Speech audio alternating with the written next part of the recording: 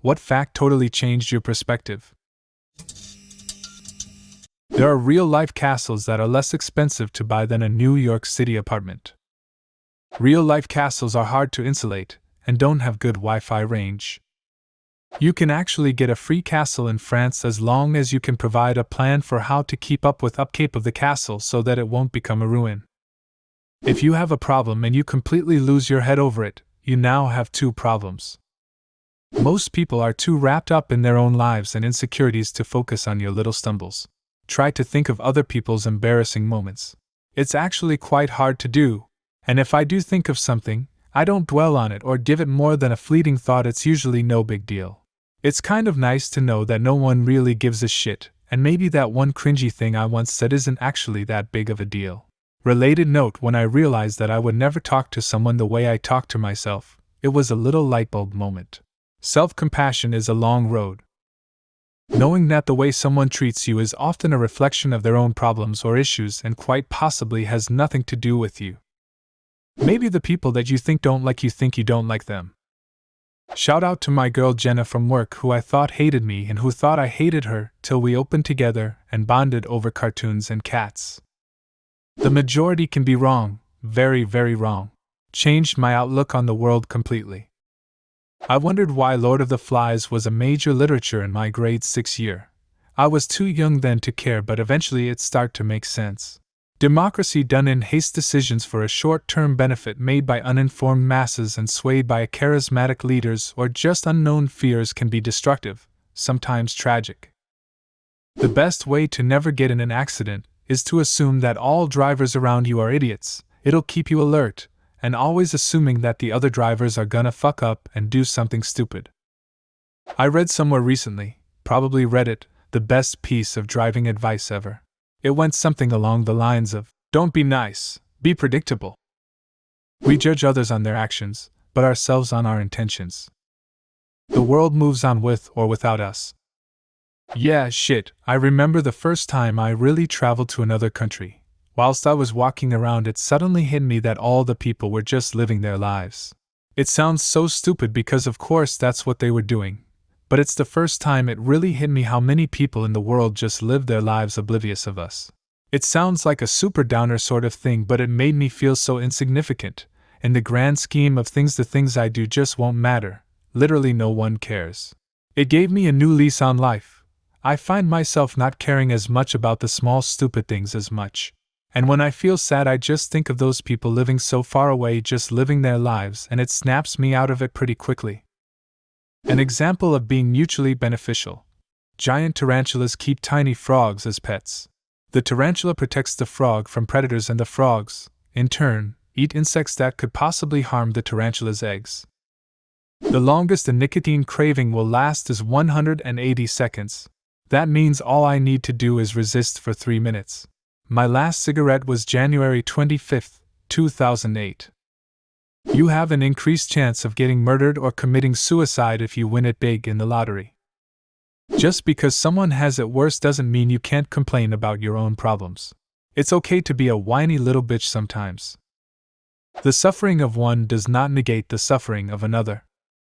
I have time to waste on Reddit, then my life is not that bad. Greetings from the land of the money poor, time rich. I'm capable of being entirely convinced of something false. As a result, anything I'm convinced of doesn't necessarily reflect reality. The deepest mine is about 2.5 miles. If the Earth was an apple, humans haven't drilled far down enough to even pierce the skin. The Kolas superdeep borehole is about 7.5 miles deep.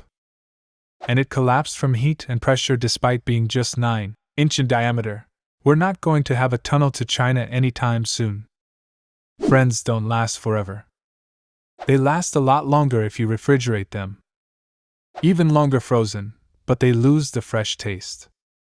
It also doesn't mean they're bad people, it just means their part in your story is done. I read this quote somewhere. No girl wants someone who doesn't take care of themselves. I went a long time thinking girls were just shallow until I realized I never washed my face or got a personality. Edit. If you don't know how to get a personality, just steal one from TV. Time doesn't stop. That speech I'm about to give in front of my class and I'm sweating balls over, in the next 2 minutes, It's going to be done with.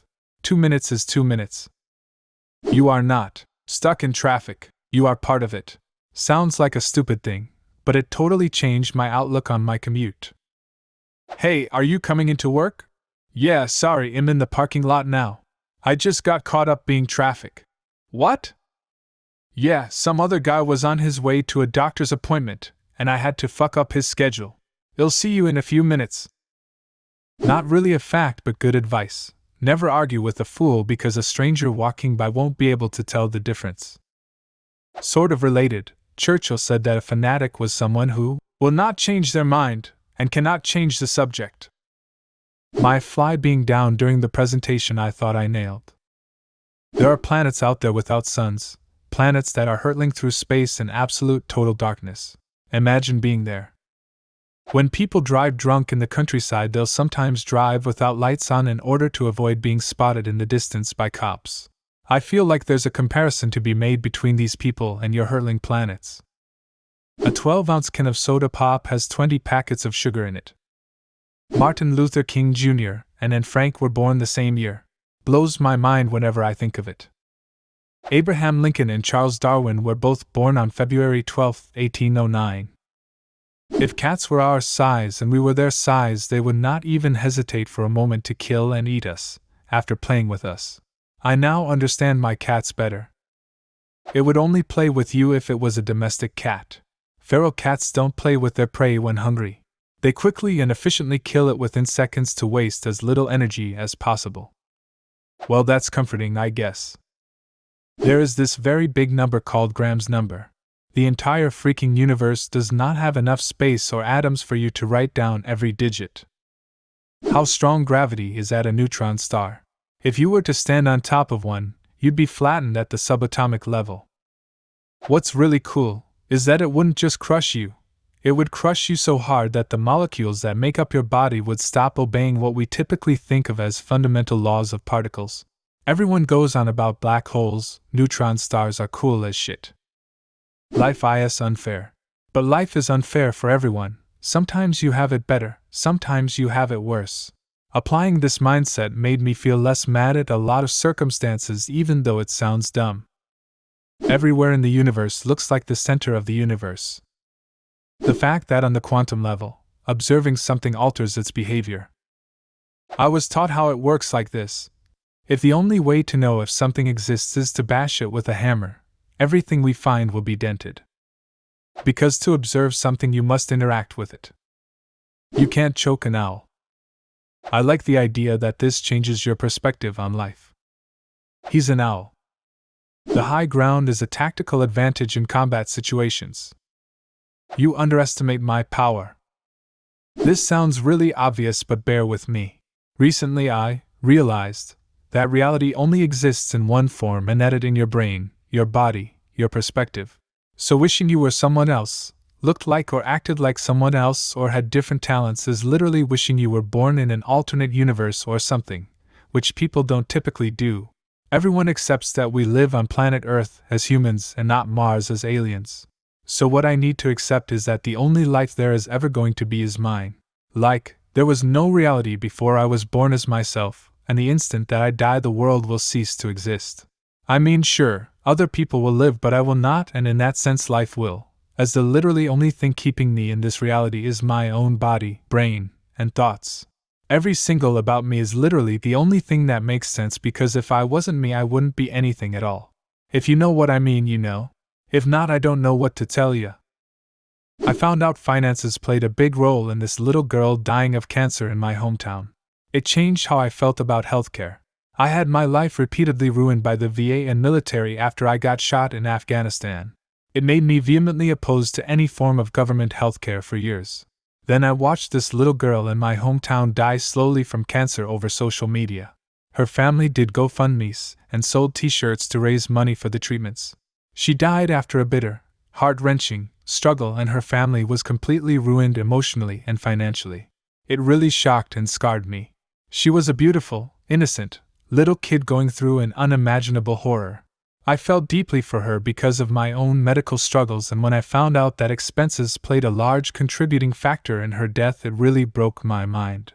I still have the t-shirt her family sold. It's hanging up in my closet next to a bunch of my old Marine Corps shirts I'm too fat to fit in anymore. I really think we need universal healthcare. I think this kind of thing explains why the VA has been allowed to be so terrible for so long. If we don't give a fuck about little kids with leukemia, then how is anyone going to give a fuck about a grown-ass man getting shot in a war? There will always be more things that need to get done than I have time for this.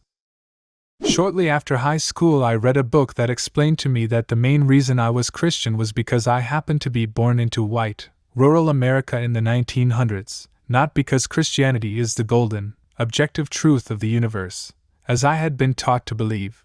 If I had been born in India, for example, I would have most likely lived my life as a Muslim or Hindu, and I would have been taught to believe that Hinduism, Islam, is the objective truth. This was a life-changing shift in perspective. Moral spiritual relativity. That if humans were killed at the same rate as we kill animals, we'd be extinct in 1.5 years. By the way, it didn't turn me vegetarian, it just made me eat meat far less. What fact totally changed your perspective? Leave a comment and subscribe to the channel if you want to see more videos like this one.